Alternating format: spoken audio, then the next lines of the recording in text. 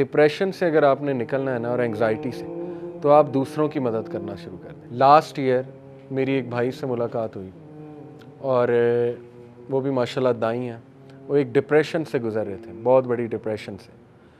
हर इंसान की ज़िंदगी में कोई ना कोई ऐसा वाक़या होता है जो बहुत ज़्यादा उसे डिप्रेस कर देता।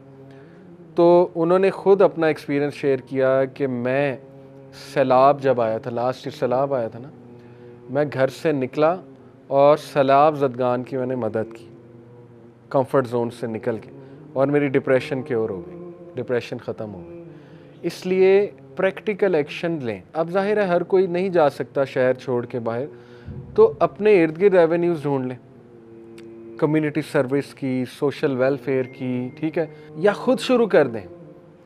Don't wait for an organization, अपना ग्रुप बना लें मोहल्ले का। जिस तरह साइकिलिंग इकट्ठे करते हैं, बैडमिंटन इकट्ठे करते हैं, फुटबॉल इकट्ठे खेलते हैं, तो संडे के संडे क्यों नहीं चिल्ड्रन हॉस्पिटल भी तो जाया जा सकता है ग्रुप बना के, ठीक है।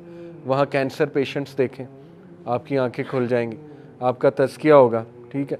तो ये ख़ुद भी आप कर सकते हैं। फिर ग्रुप बना लें मोहल्ले का, चलें जी देग पकवाते हैं, सब पॉकेट मनी से कुछ ना कुछ दें, देग पकवाएं सेविंग करके, वो देग से ख़ुद गरीबों को खाना डाल के दें। आप देखें आपका नफ्स मुतमइन्ना कहाँ जाता है, कितनी आपको खुशी होती है, ठीक है।